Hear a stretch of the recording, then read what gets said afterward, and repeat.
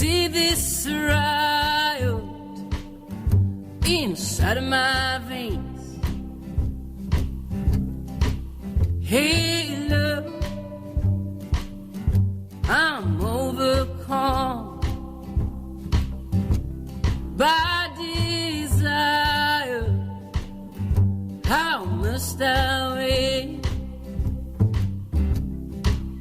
In the water, the fire, I'll go wherever you go. In the valley and the canyons, I'll go wherever you go. Hey, love, it's been 3 years now since you heard from Jesus, He's chosen man. Hey, love, you twist and turn till your colors wither, then there'll be no man.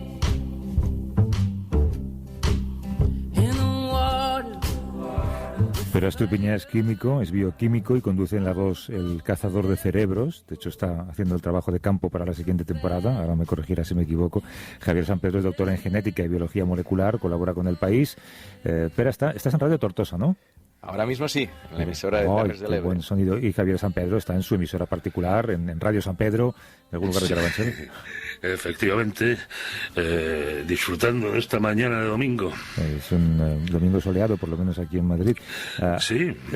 Voy a dar el teléfono lo primero, porque luego siempre, si no, a veces se me olvida, lo digo demasiado tarde, y si ya de por sí solemos ir mal para escuchar las llamadas de la gente que os quiera preguntar algo, si doy el teléfono tarde, peor todavía. Luego lo repito, pero es el 638-855-349, es un teléfono de WhatsApp, así que si quieren dejar un mensaje, una nota de audio o un número de teléfono, les devolvemos la llamada, 638-855-349. Espera, tú has estado de gira por España grabando El Cazador, ¿no? Sí. Déjame que te cuente la última entrevista que hice el jueves en la Universidad de Huelva, de un proyecto muy interesante que creo que os va a entusiasmar por lo que comentamos algunas veces aquí en el programa. Está dirigido por Estrella Gualda y quería analizar el perfil de la gente que cree en teorías conspirativas, ¿vale? Hizo una encuesta a más de 1.000 andaluces y analizando los que creían, por ejemplo, que el hombre nunca ha llegado a la Luna, o que el COVID, el SARS-CoV-2 ha sido creado en un laboratorio, o que el ADD no murió por un accidente, sino que estaba todo planificado. Estas teorías conspirativas, ¿qué perfiles tienen? Además, era un proyecto interesante porque formaba parte de un proyecto más grande a nivel europeo que hacía un poco las mismas preguntas adaptadas a cada país para comparar con otros países. Entonces, hay varias conclusiones. Déjame que explique algunas. Primero, por esta bibliografía y por otra que se ha publicado, en España, aunque no nos lo creamos, tenemos mayor confianza en la ciencia que muchos otros países. En los rankings internacionales, pues India, Australia tienen más confianza por los científicos que nosotros, pero dentro de Europa estamos en el grupo de los que más confían, junto con Holanda, Alemania y otros países. Tengo aquí la lista, en Suecia. De hecho, estamos un pelín por delante. El 48% de españoles dicen que confían mucho en la ciencia, el 47% de holandeses, el 46% de suecos, en Canadá el 45% y allí bajando. En Estados Unidos es el 38%. Pero dentro ya del proyecto que lideró Estrella Gualda, vio que no todas las personas que creen en teorías conspirativas son iguales. Por ejemplo, entre los que creían que el hombre nunca ha llegado a la Luna, que son un 16% de los andaluces, según el muestreo que hicieron, vieron que este perfil se asocia a un nivel intelectual más bajo. Es decir, habrá muchos factores que influirán en esta creencia, pero el tener poco conocimiento científico o pocos niveles de estudios, en este caso es el factor más predominante. Por ejemplo, en lo que comentaba de que el accidente del ADD no lo fue tal, sino que estaba planificado, que es algo que quizás nosotros no teníamos pensado que había una teoría conspirativa aquí. Vio un sesgo de género muy grande, porque no porque sean más mujeres que hombres, sino porque se vio que de dónde llegaba esta información, o sea, de las revistas que suelen leer un público más femenino. Entonces había un 30 y algo % de personas que creían en esta teoría conspirativa, pero aquí venía porque habían tenido acceso a ellas a través de las revistas. Y luego había otros temas, como por ejemplo el cambio climático, donde se habían politizado. Es decir, la mayor explicación de que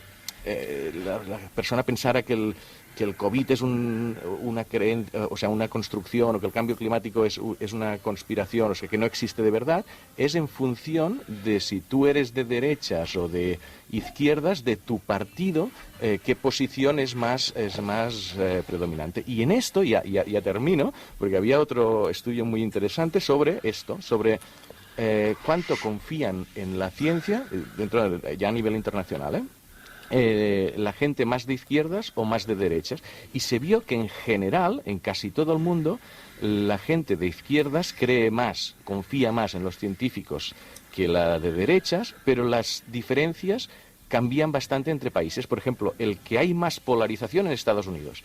Tengo los datos aquí delante. En Estados Unidos, solo el 20% de personas que se consideran de derecha creen dicen, cuando les preguntan, que creen en la ciencia, y el 62% de gente en la izquierda. Entonces, Canadá también hay polarización, Australia hay polarización, y España hay poca, no hay tanta. O sea, me sale como a los investigadores les sale un 44% de gente de derechas y un 54% de izquierdas. El único país que está así equilibrado es Francia, con un 34 y un 35. Pero me pareció interesante porque es un patrón que se repite en varios países, o sea que tiene que ver con la educación al final. Y fíjate, además viene muy al caso, porque esta semana había un columnista del País que escribía lo siguiente: la actitud de la derecha durante la pandemia, y muy en particular en la Comunidad de Madrid, es de un descaro nauseabundo, tóxico y candoroso de puro evidente. No es que esa actitud sea inexplicable, es que es tan explicable que da asco. Este columnista, ¿cómo se llamaba? Javier San Pedro se llamaba. Sí. Pero vosotros leéis eso, ¿no? Esas cosas que publica. No, tú te has quedado a gusto, hablando de la estupidez y del negacionismo, básicamente, de la derecha durante la pandemia, ¿no? La verdad es que no. Sí, es cierto que he decidido hablar de la derecha porque estamos muchas veces analizando la tensión entre política y ciencia.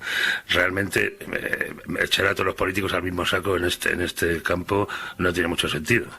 Yo creo que la actitud del gobierno de la Moncloa y la de la Comunidad de Madrid no son equiparables, ni cabe ser equidistantes. Creo que el gobierno está movido por la mejor ciencia disponible. La mayoría de los científicos piensan que incluso sus medidas se quedan muy cortas y que va a haber que reforzarlas. El ministro Illa está en esa línea de pensamiento también, mientras que la Comunidad de Madrid obviamente se ha ido a por berros hace mucho tiempo, y lo que está es intentando desgastar al gobierno y sobre todo taponar un poco la hemorragia del chorro de votos que ha perdido por su flanco derecho, ¿no? Y entonces esto es una estrategia tan burda que realmente a mí me produce repugnancia. O sea, no he escrito eso para quedarme a gusto. Realmente me parece muy frustrante que esto lo sepamos todos, incluidos los políticos del PP.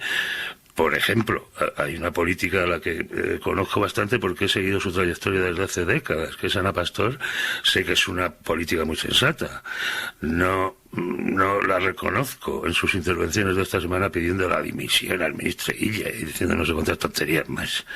Estos argumentarios que salen de la calle Génova son de una naturaleza muy frustrante, porque es que no usan argumentos. Pese a que se llaman argumentarios, no usan argumentos. Lo que usan es unas burdas estrategias donde niegan cualquier evidencia. Si un juez confirma tu sentencia, tú dices que es una reparación moral y te vas a tu casa y a tomar el fresco y ya está, y no pasa nada. Entonces es como estás estrellando contra un muro y realmente no te quedas muy a gusto escribiendo esto. Es un poco la cámara de eco, ¿no? Pues que me ha felicitado por esta columna son los que yo ya sabía que iban a estar de acuerdo con ella previamente, ¿no? O sea que, en cierto modo, he caído en el fenómeno de la cámara de eco que quiero evitar normalmente. Sí, sí. No, pero tienes razón. Y no importaría mucho este espectáculo si no fuera porque lo que está en juego son vidas, al fin y al cabo, ¿no? Efectivamente. Y esta dicotomía entre salvar la economía y salvar vidas es que es una invención, en fin, falsa. Bueno, es una dicotomía falsa, salvo porque es cierta, ¿no? O sea, es justamente la dicotomía que estamos viendo en la Comunidad de Madrid. Las presiones de los lobbies económicos, de la hostelería, están causando que esa dicotomía sea cierta, aunque no debería serlo, porque sin salud no hay economía ni recuperación económica, ¿no? Claro, de lo que queríamos hablar un poco también es de esto que habéis mezclado de alguna manera los dos, y es de la estupidez, de lo que tú denominas la estupidez, o podemos llamarla idiotez, lo que queramos. Emilio Gómez Milán es catedrático de Psicología en la Universidad de Granada. Una de sus líneas de investigación es el razonamiento y la toma de decisiones, también decisiones estúpidas. ¿Cómo estás, Emilio? Buenos días. Hola, buenos días. ¿La estupidez es una actitud o es una condición intelectual? Digamos que la estupidez le ocurre como la inteligencia, que hay diferentes tipos de inteligencia. Hablamos de inteligencias múltiples, también hay diferentes tipos de estupidez. Y hay, digamos, por dar un número aproximado, 5, 6 o 7 tipos de estupidez distintas. Puede ser un problema de aptitud con P, de capacidad, poca inteligencia, o puede ser un problema de actitud con C, que consiste básicamente en verlas venir y no hacer nada. Y hay otras posibilidades de definición de la estupidez. Sí, hasta 7, según dices, pero detrás de esa actitud con C estúpida, ¿puede haber una persona inteligente entonces? Sí, puede haberlo. La estupidez normalmente nos parece irracional, pero tiene su propia lógica subyacente. Las personas inteligentes pueden cometer actos estúpidos. Y luego también existen personas que tienen más tendencia, digamos, rasgos de personalidad más vinculados con la estupidez. Pero estúpido no significa necesariamente baja capacidad. Se puede tener alta capacidad y tener comportamientos estúpidos porque hay una intencionalidad subyacente. Claro, pero cuando, por ejemplo, Javier decía que se ajustan a un argumentario de determinados políticos, lo que hay detrás de esa estupidez es una ansia de poder. Haciendo la pelota o siguiendo el argumentario llegarás más lejos en tu carrera. Bueno, es una de las formas de estupidez. Normalmente la estupidez, digamos, una de las definiciones, todas están relacionadas, pero una consiste en convertir los problemas reales en problemas sociales. Digamos que en lugar de resolver el problema real, por ejemplo, en el caso del COVID, está claro que es un problema real, un problema médico, un problema biológico, pero si tú lo conviertes en un problema social, en un problema de buenos y malos, pues dejas de afrontar ese problema, pero estás trabajando en aras del mantenimiento del statu quo, estás trabajando en aras de la unidad de tu propio grupo. Normalmente la estupidez casi siempre produce endogrupos y exogrupos, es decir, buenos y malos.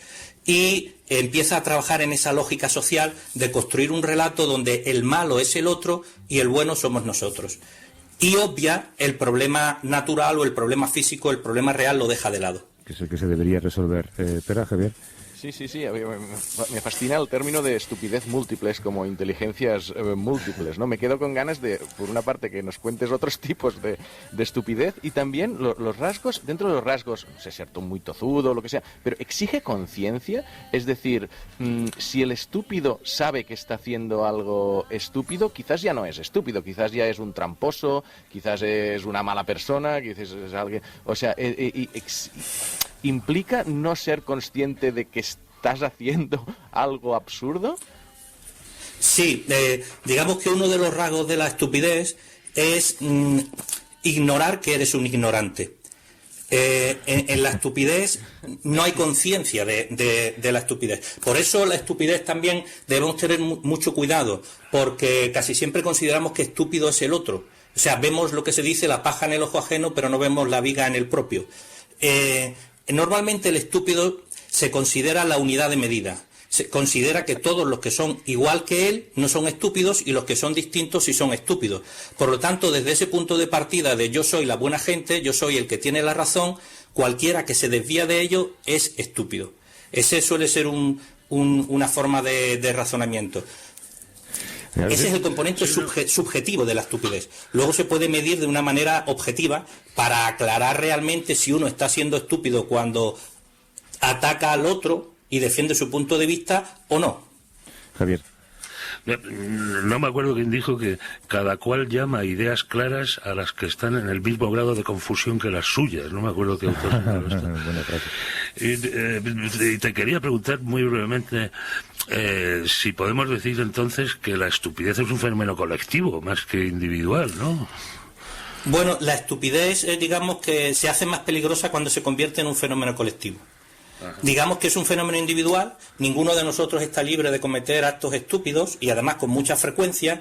El problema es que la estupidez tiene un lado bueno, que es que no está mal en periodos normales, en periodos de tranquilidad, donde hay alta predictibilidad. En ese sentido, la estupidez significa funcionar en modo automático.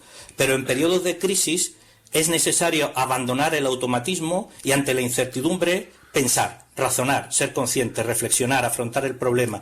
Y el estúpido es el que no detecta ese cambio y por lo tanto no se adapta a la nueva situación ofreciendo o tratando de ver soluciones nuevas.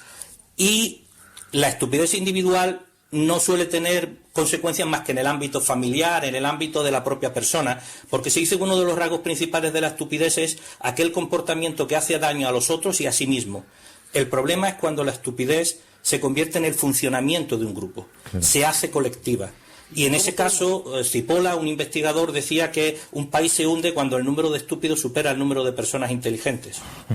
Pero ¿cómo podemos ser menos estúpidos? Es decir, a veces nos planteamos cómo ser más inteligentes, cómo mejorar nuestra inteligencia, pero bueno, si todo es una cuestión de grado, todos somos un poquito más, un poquito menos inteligentes, pero también un poquito más, un poquito menos estúpidos. Entonces, si lo planteamos como una actitud, ¿vale? No como una aptitud en P, es decir, bueno, un cerebro, pero si dices nuestra manera de pensar, nuestra actitud hacia las cosas, ¿cómo podemos ser un poquito menos estúpidos? Bueno, hay diferentes formas. Una de ellas es con la autocrítica. Normalmente el estúpido carece de autocrítica. Dudar es el paso primero para empezar a buscar una solución a lo que sea. Entonces la autocrítica sería importante. Y otro es la flexibilidad mental. Incrementar nuestra flexibilidad mental. Reconocer la existencia del otro y tener empatía por el otro y empezar a considerar que su punto de vista puede tener algo positivo. Esas son un poco las maneras más elementales de escapar de la estupidez. Claro, pero para eso hay que querer dejar de ser estúpido. Se estaba pensando en políticos como Trump, que se mueven en esa estupidez y de quien se dice que no tiene ningún ideal, no tiene ningún objetivo, pero va hacia allá con una firmeza chulesca, pero no sabe a dónde va. Esa cualidad de los estúpidos de ser imprevisibles también desconcierta mucho a los que no lo son, ¿no? Bueno, realmente Trump es un estúpido, pero es un líder estúpido. Pero un líder, el problema no es Trump, el problema son los seguidores de Trump. El problema es lo que se ha llamado en otros contextos la banalidad de la maldad. Es decir, hay rasgos de personalidad, todos podemos ser estúpidos, las personas extrovertidas, las personas empáticas, las personas inteligentes, pero hay un rasgo de personalidad que correlaciona muy altamente con la estupidez, que es las personas normativas. Aquellas personas cuya motivación fundamental es el gregarismo o la afiliación, la búsqueda de seguridad. Ese tipo de personas tienden a buscar la certidumbre por encima de cualquier otra cosa. Y son los seguidores. Y los que de manera administrativa, de manera burocrática, gestionan la maldad, que un líder estúpido como Trump, si no tuviera seguidores, no iría a ninguna parte. Javier, oye, sí, quería decir que, por lo que decías, Emilio, esta autocrítica, esta actitud autocrítica, se podrá educar, ¿no? Se podrá educar a la gente en la flexibilidad, en la duda, a sembrar dudas. Sí. ¿No? Sí, pero no es el caso. Se puede hacer, pero no se hace. Es decir, nuestros sistemas educativos no están basados en el desarrollo de la flexibilidad mental, ni en el desarrollo de la autocrítica, ni en el aprendizaje del error, ni en la empatía. Más bien son sistemas que favorecen la estupidez. Emilio Gómez Vilán es catedrático de Psicología en la Universidad de Granada. Gracias, Emilio. Un abrazo. Un saludo. Hasta luego. Bueno, y repito, si alguien quiere dejarnos o hacernos una pregunta a los dos estúpidos que nos acompañan, 638-855-349, para hablar con Pere y con Javier, es un número de WhatsApp, 638-855-349. Que conste que estábamos hablando de la estupidez en general, no de la estupidez de ningún político en particular, ¿eh? Hay una investigación de la ONU que dice ahora que ninguno de los fármacos que más se están usando contra el COVID reducen la mortalidad. Hemos hablado aquí de ellos, el remdesivir, la cloroquina, la hidroxicloroquina, el interferón. Son tratamientos que ya se han retirado y se han vuelto a usar varias veces. Ayer pasó una cosa en este programa, de hecho, y vamos a hablar de este tema hoy, pero nuestro colaborador Hans-Günther Kellner apareció en el estudio, no sé si lo escuchasteis, con un detector de CO2, porque hay estudios que recomiendan usar este tipo de detectores para un poco saber cuál es la densidad del aire y en función de esa densidad ventilar un cuarto para asegurarse de que esos aerosoles de los que tú nos hablabas, Javier, pues van desapareciendo, ¿no? Sí. Claro, es una cuestión, sin olvidar las medidas contra los virus respiratorios a las que ya estamos acostumbrados, ¿no? Evitar el contacto con superficies, higiene de manos exhaustiva, hidrogeles, demás. Sin olvidar esto, tenemos que tener en cuenta que es posible que haya un factor tan importante, si no más, que es la acumulación de aerosoles, estas gotículas muy, muy pequeñas, en los espacios cerrados mal ventilados, ¿no? La mayoría de los rebrotes que conocemos han ocurrido ahí. Un espacio cerrado puede ser un autobús, puede ser una casa donde hay una reunión familiar o un club un club nocturno, ¿no? Pero si están mal ventilados y hay mucha gente dentro, esto es una situación ideal para los sucesos de superpropagación del virus. Y hay, desde luego, para mejorar la ventilación de las aulas, de las casas, de las empresas, hay muchísimos pasos que podemos y debemos tomar. Porque, por ejemplo, yo me compré un aire acondicionado este verano. No hubo manera de saber si eso reciclaba el aire desde fuera, o sea, si reciclaba el aire interior o lo renovaba desde fuera. Como tienen todos los aires acondicionados de los coches, por ejemplo, ¿no? Tú tienes la teclita donde puedes elegir entre reciclar el aire interno y tal. Pero en los aires acondicionados, según he visto, para las casas, esto no existe o no se especifica. Así que tenemos un montón de trabajo que hacer ahí. Que, por cierto, un día ya hablaremos de por qué el ejemplo que se te ha venido a la cabeza es el de un club nocturno y no un estudio de radio, por ejemplo, pero eso ya te lo haces mirar tú por tu parte. Javier Pérez Soriano es químico, es profesor de secundaria en el Instituto Poetas Andaluces de Benalmádena, en Málaga, y es técnico en prevención de riesgos laborales. ¿Cómo estás, Javier? Buenos días. Buenos días. Tú has hecho un experimento para ver cómo varían los niveles de CO2 en un aula, en una clase, según haya o no ventilación del exterior. ¿Nos puedes contar cómo lo has hecho y las conclusiones? Bueno, lo que hemos hecho es, llevamos más de 2-3 semanas haciendo medidas del nivel de CO2, porque sí me gustaría, si no te importa, hacer una apreciación. Sí. Es que precisamente midiendo el nivel de CO2 no solamente determinan la calidad del aire interior de cualquier espacio, sino que con eso nos indica si hay una buena o mala ventilación. Y si hay una mala ventilación, lo más normal es que haya una alta concentración de aerosoles en el ambiente. Claro. Si hay personas que están infectadas, evidentemente esos aerosoles van a ser potencialmente infectivos. Por eso las medidas de CO2 van quizás más allá de lo que es la simple medida del nivel de calidad de aire de un determinado espacio. No te indica que haya más aerosoles, ese detector no se ha inventado todavía, pero te indica que puede haberlos.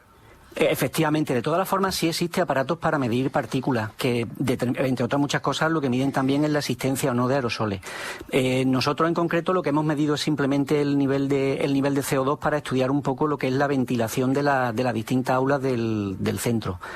Y bueno, la experiencia se ha basado en la toma del nivel de CO2 durante varios días. En un primer día dejamos las ventanas totalmente abiertas y estuvimos midiendo cada 5 minutos el nivel de CO2 en la clase.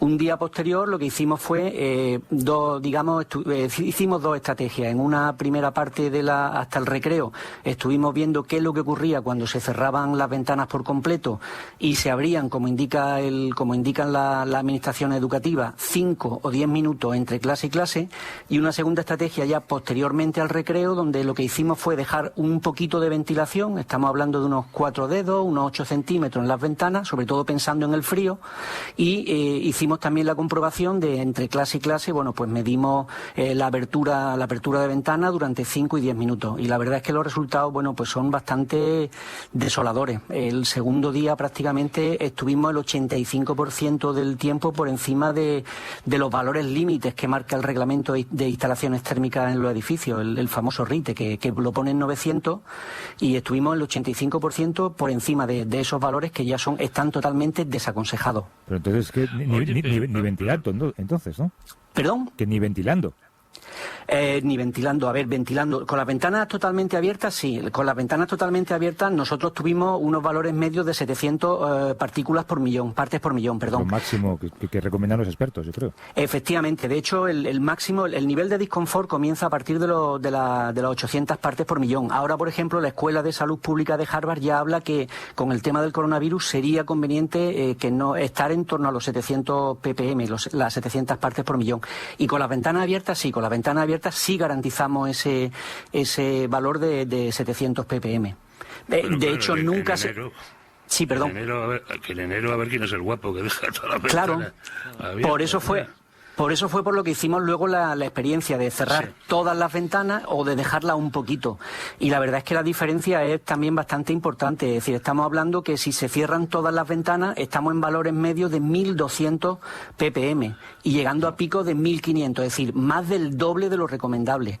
Mientras que si dejábamos los 4 deditos en la ventana abierta, estábamos hablando a lo mejor de unos 1.100 ppm, es decir, 150 partes por millón por debajo. Por lo tanto, la conclusión es clara, que hay que dejar un poquito abierto, o sea, la ventilación tiene que ser continua, aunque solamente sea un poquito. Sí. Y más allá del coronavirus, obviamente que esto es lo más preocupante ahora, ¿se nota el que haya una concentración más alta de CO2? Me refiero en capacidades cognitivas, estás más espeso o los alumnos, porque al final esto es trascendente para alumnos, para empresas, para muchos espacios. O sea, ¿se nota? Claro, supongo que te falta oxígeno, ¿no? Porque el CO2, pues cuanto más CO2, menos oxígeno respiras, ¿no? Claro, el CO2 nosotros lo exhalamos cuando respiramos. Luego, además, las mascarillas no filtran el CO2, es decir, lo sueltan a la atmósfera. Y efectivamente, aunque los valores máximos están en 900 ppm, pero sin embargo, el disconfort comienza a aparecer a partir de los 800 ppm, ya independientemente del tema del coronavirus. Ahí aparece pues falta de concentración, aparecen ya los típicos dolores de cabeza y cosas que hasta ahora no se tienen en cuenta. Ahora quizás se ponga un poco más el foco en el CO2 por el tema del coronavirus, pero la verdad es que la calidad interior del aire es una asignatura pendiente no solamente en educación, sino en todos los edificios. Pero para proteger la salud de los alumnos, creo que también en el experimento instalasteis filtros EPA, que no son los mismos de los aviones, me parece. Sí. ¿Mejoraron los resultados?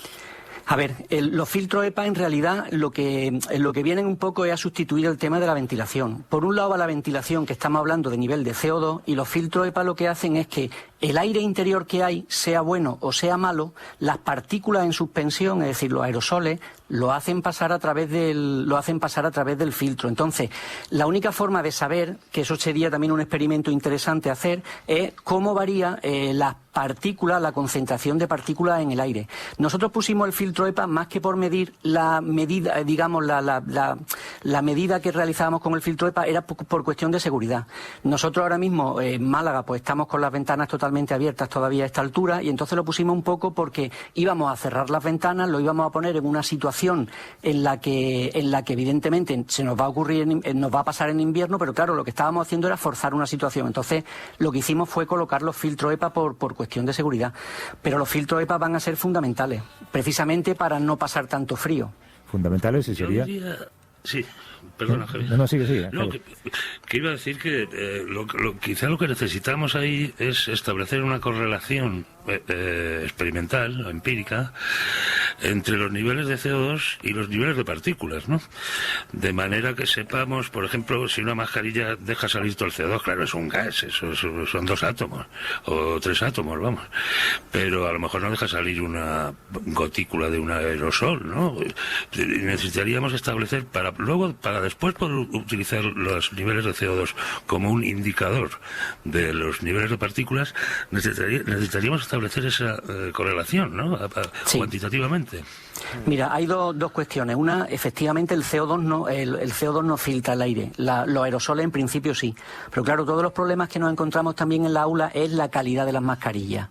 Si resulta de que tenemos una mascarilla de tela, o tenemos una mascarilla a la que le han quitado el filtro, o tenemos, por ejemplo, mascarillas quirúrgicas o mascarillas higiénicas, donde el propio Ministerio de Sanidad dice que si no se guardan las distancias de seguridad, que en los centros educativos no se guarda, no protegen, o por ejemplo, si la mascarilla se excede del tiempo, la salida, o por ejemplo la mascarilla no está bien ajustada, la salida de aerosoles, digamos, al ambiente, pues prácticamente una relación directa.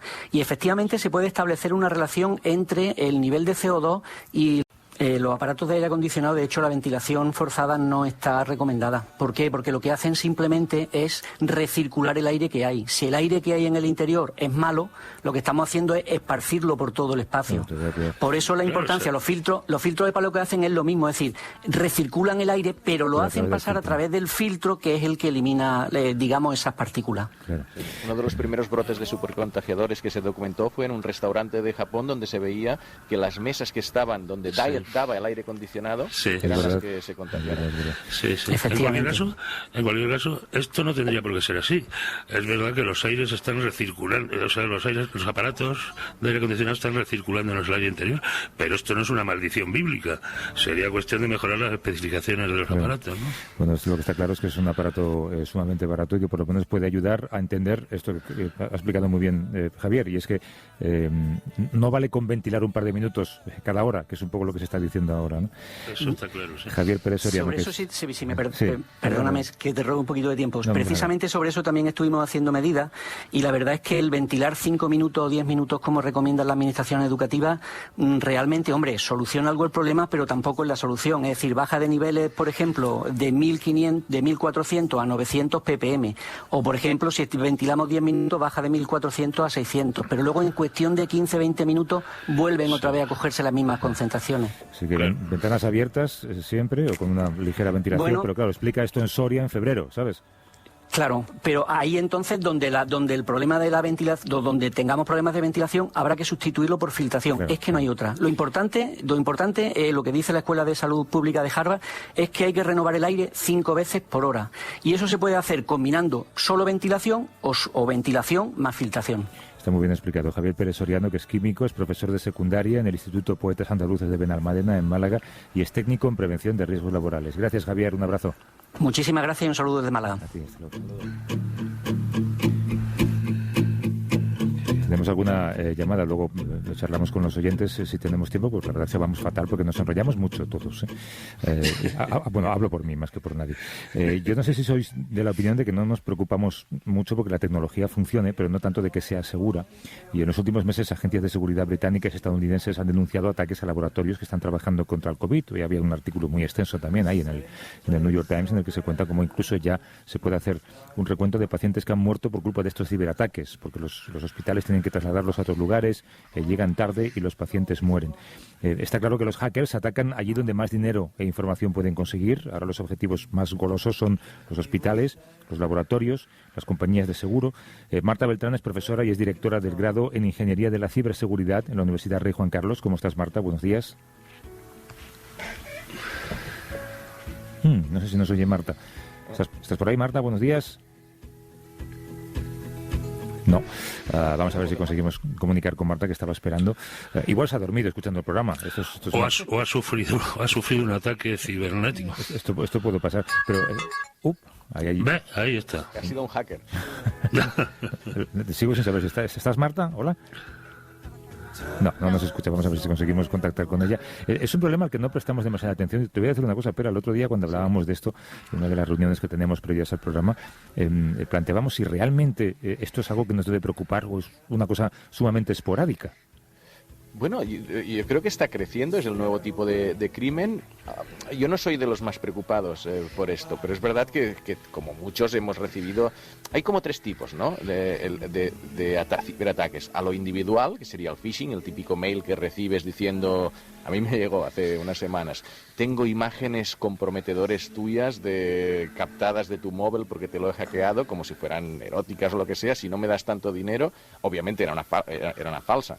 Pero bueno, habrá alguien que pueda dudarlo. Bueno, obviamente, no sé por qué dices obviamente. Bueno, no podría, yo qué sé, no me pongas en compromiso ahora. Pero bueno, luego, aparte del nivel individual, está el nivel de empresas, que es lo que estabas comentando, de hospitales, de farmacias, tanto por copiar propiedad intelectual, como espionajes en IKEA o en otras empresas, como el ransomware que llaman, ¿no? Que decir, oye, para pedir dinero, bloqueo los ordenadores y si no me das tanto dinero, pues no los podrás utilizar. Y luego ya los ciberataques a nivel casi militar de entre países, pues lo que es uno de los primeros en esta central nuclear de Irán, donde la hicieron, no sé...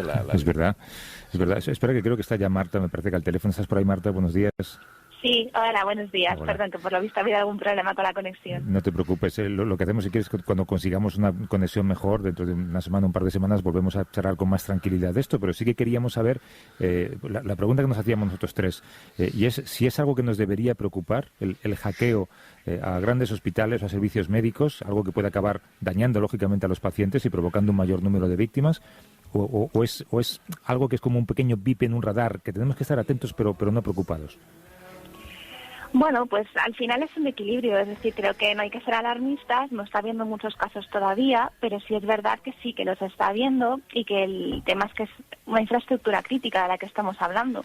Por lo tanto, los impactos que pueda tener, aunque sea un caso aislado, son muy importantes porque estamos hablando de la salud de las personas, o incluso en los últimos casos que ha habido, como el de hace unas semanas del Hospital Universitario de Düsseldorf, pues estamos hablando a lo mejor de la muerte de un paciente, ¿no?, al que no se ha podido atender y ha habido que trasladar a otro hospital y no se ha llegado a tiempo. Así que es algo que sí, hay que tener en mente y hay que ponerse manos a la obra y resolver cuanto antes. Claro, porque no hablamos del robo de historiales médicos, que bueno, pues es un atentado a tu privacidad, es verdad, sino que los hackers pueden llegar, por ejemplo, a controlar sistemas de monitorización de los pacientes en una UCI, ¿no? Sí, que puedan llegar a controlarlos o si es algo no intencionado o algo dentro de otro tipo de ataque más masivo, simplemente que los puedan bloquear. Es decir, habría que distinguir entre los ataques dirigidos, en los que sí que el adversario, el atacante, tiene un objetivo muy concreto contra ese hospital y, como bien comentas, en donde se quiere o bien robar datos o bien afectar al funcionamiento del hospital, o bien que un hospital se vea afectado por un ataque más masivo que lo mismo afecta a un ayuntamiento, que a una pequeña empresa, que a un comercio, que al propio hospital. Y ahí lo que estamos hablando es de, por unas malas medidas de seguridad, que los sistemas del hospital queden bloqueados. No hay treguas, porque de los hackers se dice que hay también una cierta bondad en una buena parte de ellos. No hay treguas en situaciones como una pandemia. Pues a ver, ha habido una tregua anunciada por las mafias que están detrás de las campañas de ransomware más masivas.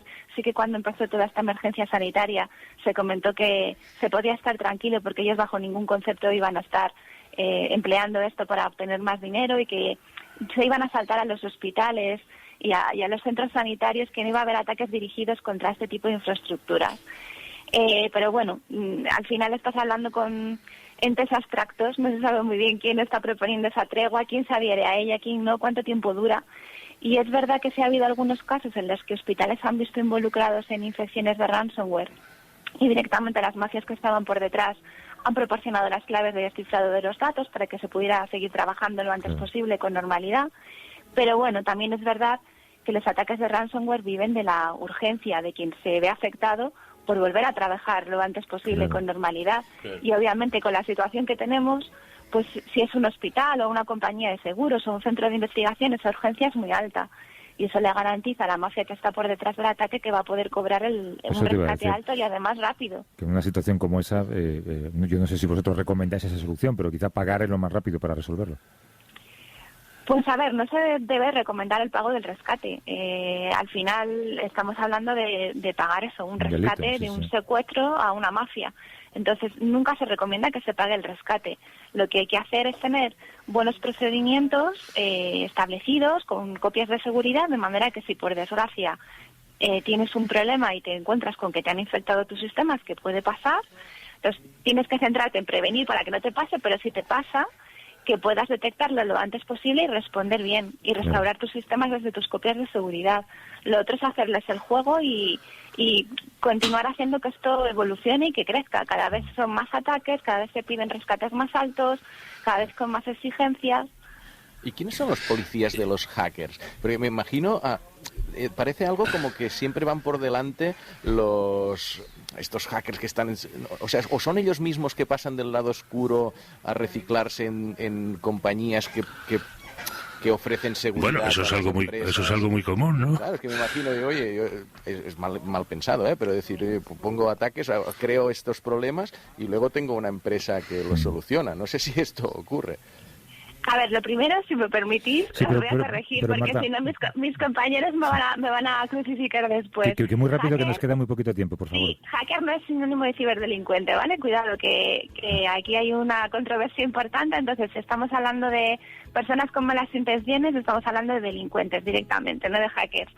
Pero sí, los policías son fuerzas y cuerpos de seguridad del Estado, por un lado. Los CERTs gubernamentales, aquí en España tenemos el INCIBE y el CNI, y luego empresas de seguridad, y sí que es verdad que hay gente que trabaja en los dos lados a lo largo de su vida, pero bueno, hay muchas historias, es un mundo complicado, es un sector complicado, o sea que si queréis otro día hablamos con calma. Sí, además con mejor sonido. Gracias, Marta Beltrán, directora del grado en Ingeniería de la Ciberseguridad en la Universidad Rey Juan Carlos. Gracias y mucha suerte, Marta. Gracias a vosotros, buenos días. Hasta luego. Y además siempre me critico a mí mismo por no dejar sitio para las llamadas de los oyentes y por lo menos, aunque sea de manera testimonial. Carmen de Zamora, ¿cómo estás, Carmen? Buenos días. Pues bien, encantada de participar en este programa que escucho todos los domingos, bueno, fines de semana sin despertador. Bueno, pues, por el programa. Te lo agradezco. ¿Tenías una pregunta para ellos?